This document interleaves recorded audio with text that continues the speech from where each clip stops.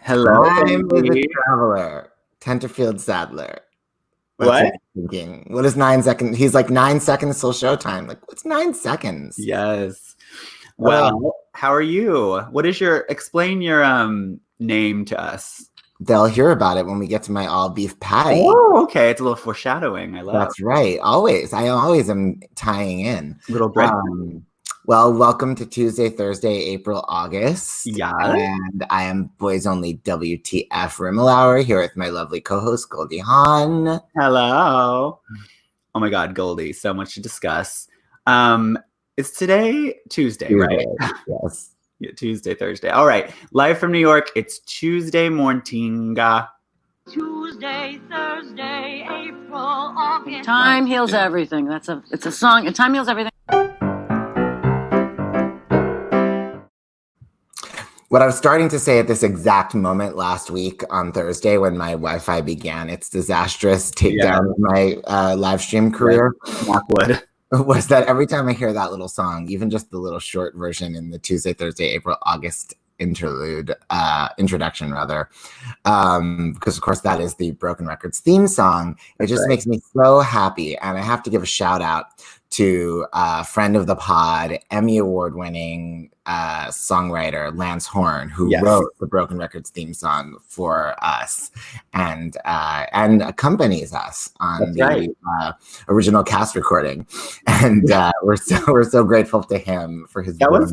That was such a good memory, like last summer, going over to his house in the morning, like Friday morning, and everyone standing around the piano and coming up with this song. And I just remember after that, having a really fabulous date that night.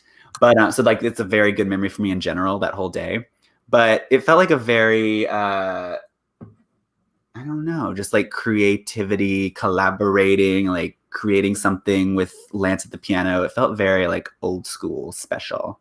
Yeah, well, Lance is special and old school. Truly. And creativity and collaborative. I normally hate collaborating, but that was a nice day. It was a lovely day. So what are you up to? How's your quarantine? It's all right. It's okay. I'm very excited because tonight, a friend of the pod, Amber Martin, I guess she has this Tuesday Okie. It's Ambioki karaoke video chat. Good morning. With different guest stars. She's had John Cameron Mitchell and Jake Shears, or Jason, as the cool kids call him. And what do they call him, Jason? That's his real name, Jason Sullivan's. Anyway, tonight her special guest, 8 p.m. Eastern, is Patti LuPone. Wow, big get. Yeah, right. Wait, is Patti going to sing karaoke? I have no idea. I haven't watched the show yet, but I'm obviously going to watch my face off tonight. Yeah. Oh, I love Amber. She's so fun. She's so great. And she has such an incredible voice. For people who don't know Amber Martin, that she's one of the bright lights of downtown. Yeah. And she recently was on tour all over the world with John Cameron Mitchell as his guest star and backup singer, and she sang all the Yitzhak parts and everything they did from Hedwig.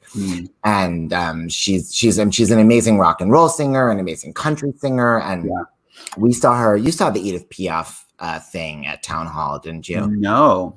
Oh, there was this incredible Edith Piaf tribute a couple years ago at Town Hall with all these big people, including Elaine Page. And Amber was one, if not the highlight of the. And she's an incredible, just her voice, and everything else. Incredible. But she's hilarious. It's so funny. My favorite thing she does a Whitney Houston impersonation and song. Like I forget which song she sings. I don't think I've seen that. It's Saving All My Love for You.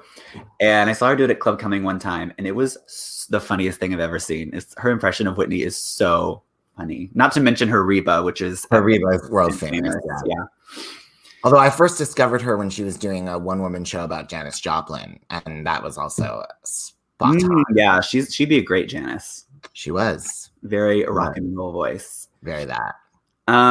She also does that epic, I've not seen it, but I've heard from lots of boys in Cherry Grove that she does the wonderful Bet at the Baths tribute at the Ice Palace.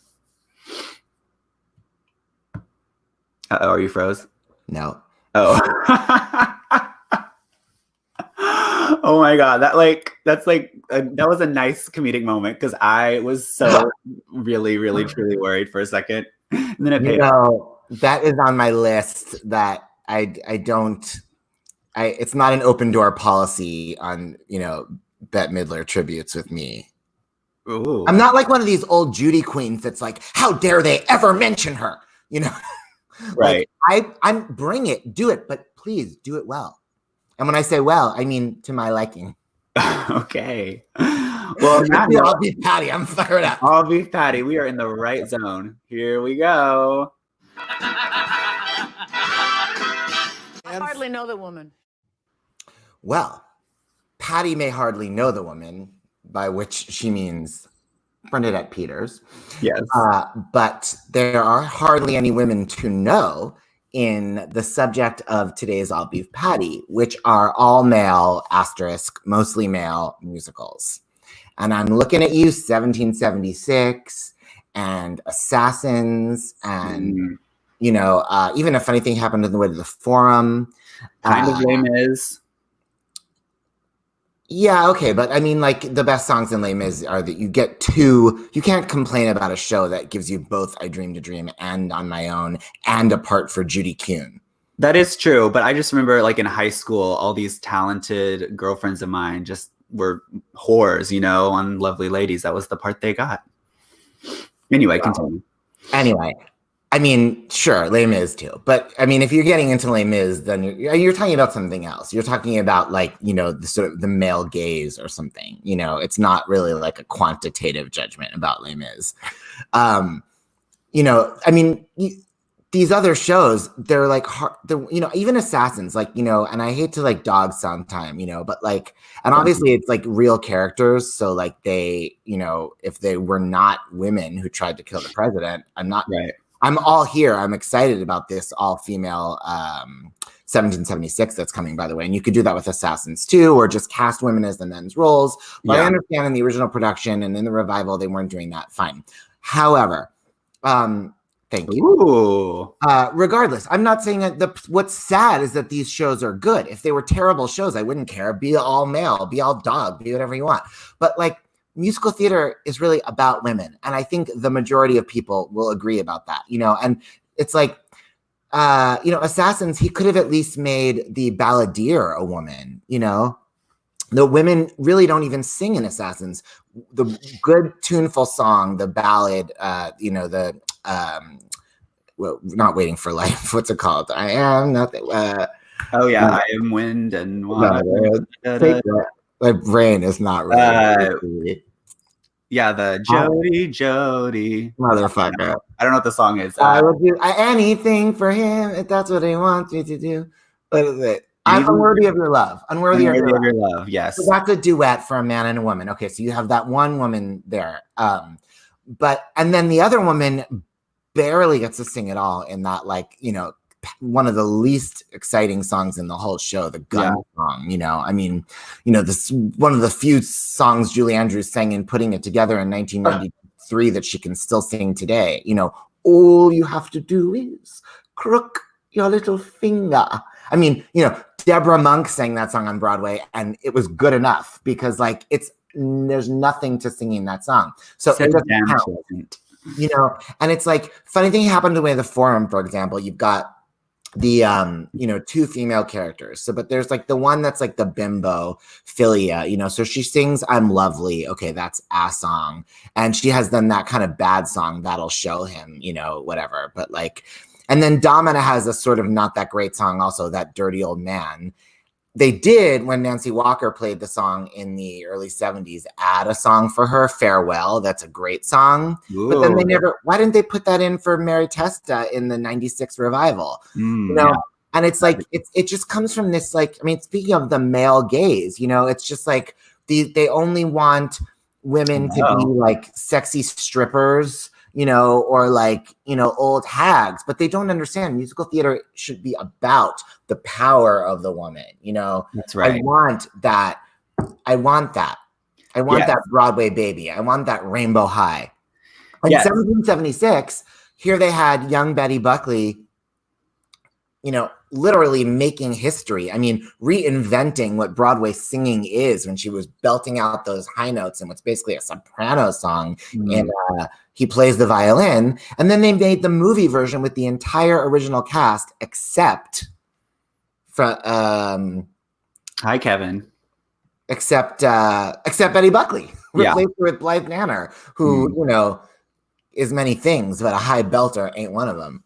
Speaking of Blythe Danner and Betty Buckley, I was watching Will and Grace yesterday, and you remember the episode where, obviously we all remember the episode with Patti LuPone, where Jack is trying to make his Broadway diva wig or whatever. Indeed. And I hadn't seen it in so long that I've forgotten all the names he drops in that episode, but I did not remember that he talks about getting a curl from Bernadette Peters, and so now all he needs, and he also had a strand of Idina Menzel and Betty Buckley. And then he was like, all I need is Patti LuPone to make my wig complete, blah, blah, blah. But anyway, and then later in the show, he's talking about some ancillary extra character, and he calls her name Betty Lynn. So I was like, ooh, was that like a little, Easter egg, a little reference to Betty Lynn Buckley?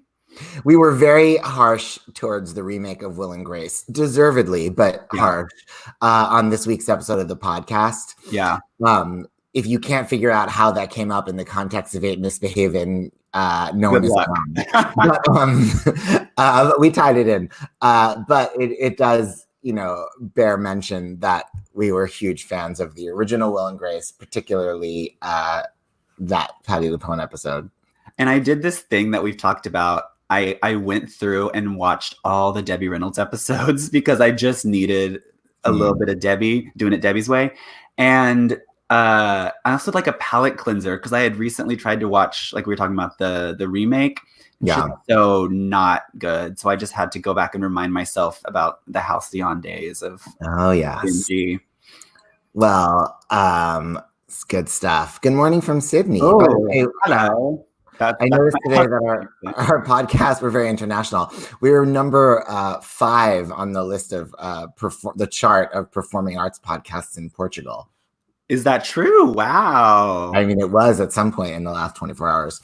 I love that. I just did this mixology class on Zoom with these Portuguese drag queens. So there you go. I wonder if that was it.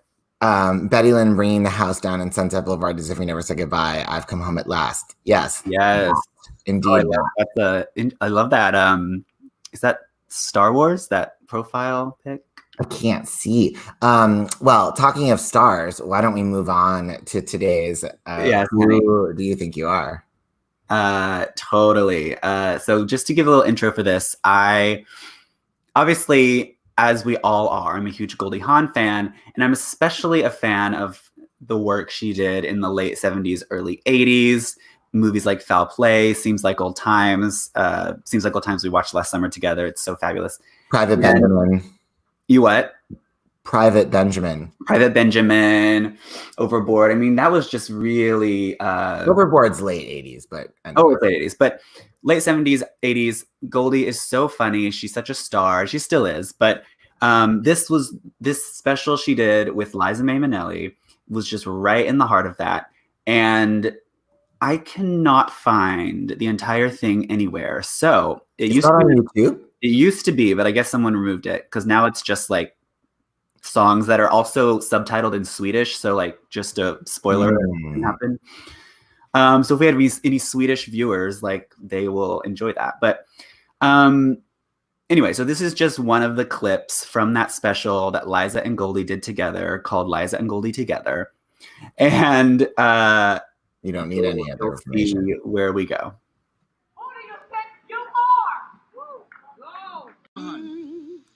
I was a stranger in the city, out of town with the people I knew. I had this feeling of self-pity. What to do.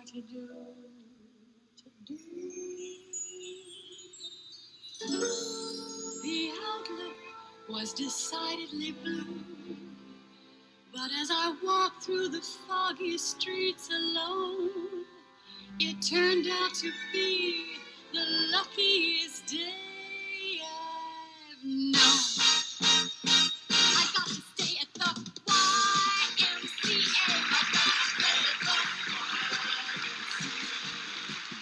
They have everything for your men to enjoy. You can hang out with all the boys. Oh, young man, there's no need to feel down. I said, young man, pick yourself off the ground. I said, young man, when you're in a new town, there's no need to be unhappy, young man.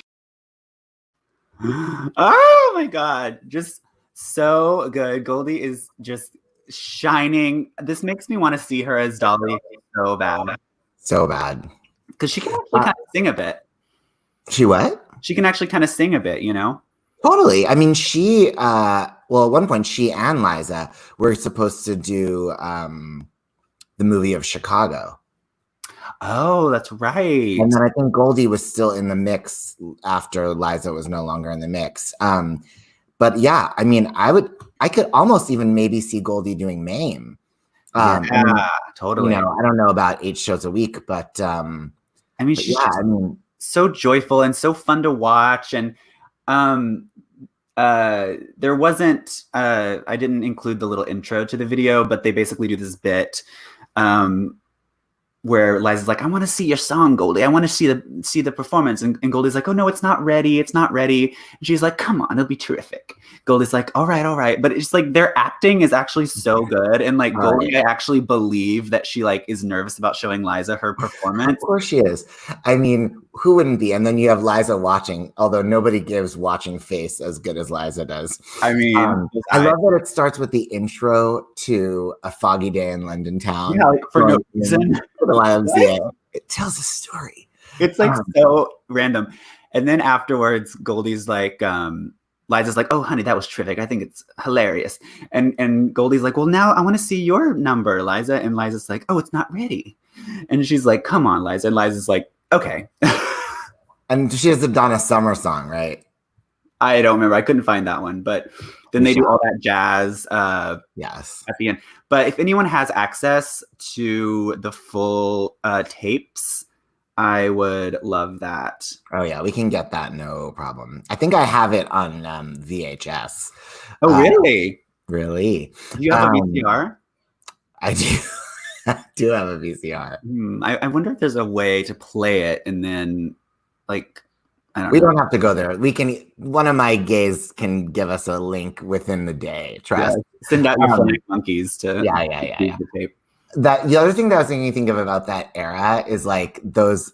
First of all, those boys in those shorts. I'm here for it. But like, I don't know if you'll relate to this, but like that era was ending as I was like 6, 7 years old. You know, and we were getting into the more like cool 80s. You know, of the like the bad 80s.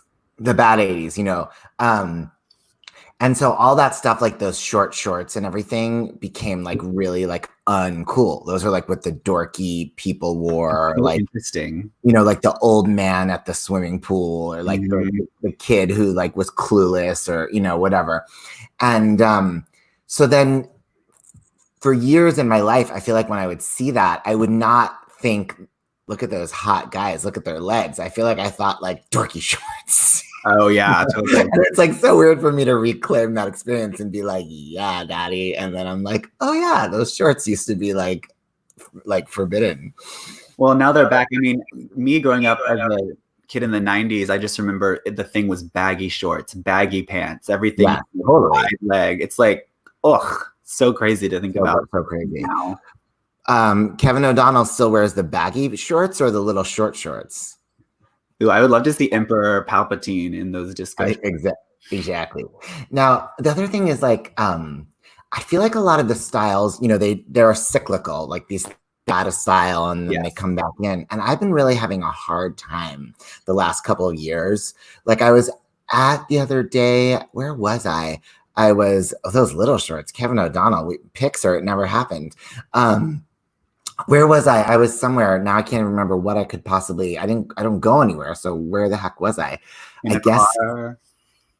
no. I saw some woman and I was in line behind her. But what would I have been paying for? What line? Where did I go? I don't remember. Was this a dream? Maybe it was out of I think body.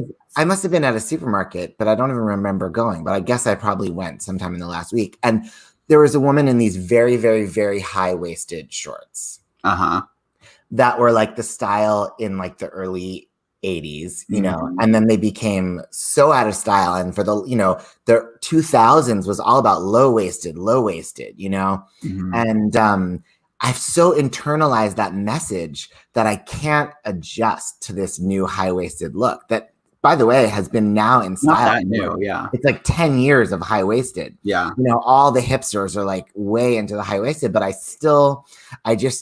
I'm like, nope, I'm too old. The store's closed. You know, I just can't. Well, it is take it in. interesting what we latch onto and how we choose to make our own kind of style out of the looks that we gravitate towards and that were meaningful and when we grew up. Like I always think of Barbara Streisand, like for better or worse, even nowadays she still wears kind of like the knee-high go-go boots. She still wears her like chokers. She still wears her Wait, little. did you Like, say Barbara Streisand wears knee-high go-go boots still? yeah, I mean like Today? yeah, I mean like they're Is not my like Wi-Fi okay? they're not like like the Mod Squad, but they're that cut of boot, that goes I up don't to think your she's knee. wearing them as like knee-high go-go boots. I think she's wearing them as like, Anne of Green Gables like lace-ups. Well, those two. But like she'll be on Oprah or Inside the Actors Studio, whatever, and she'll be wearing those that style that was Yeah. coming of age, of trend in the 70s. Well, it's like, I mean, Hasidic Jews, like people see them in their like floor-length coats and like the great big fur, like Chocolate circular cake. hats and everything. Exactly. And I'm sure people are like, is that from the Bible? And it's not from the Bible. It's like what the like Polish upper class or like Eastern European upper class wore in the like 1800s. Fashion, darling. So Yeah. why did that become the uniform that lasts the test of time? Or like, all you kids today wear those knee-high socks.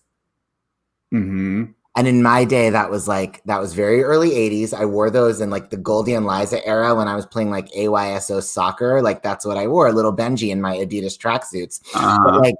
But then all through like elementary school, junior high, high school, it was all about, no, you slide your sock down so it bunches up around your ankle. I remember that. Look. Now, I wouldn't be caught dead doing that now. Obviously, that is like so 90s and done. Yeah. But like, I just don't feel comfortable wearing like a knee-high sock. I just go with invisible because I can't. I also like to see a little ankle. Oh, don't I know it? Like there's nothing sexier than walking down the street when the first glimpse of springtime and there's some cute boy walking towards you and he has his pants rolled up and you catch just a glimpse of ankle. Yeah.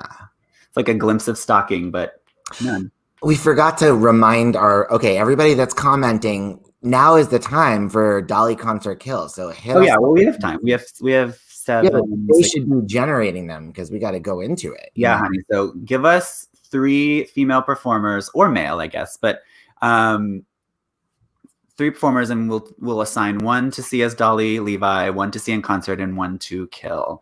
Yes, we will. Well, I have 1 for you while we're waiting. So Okay. I'll give you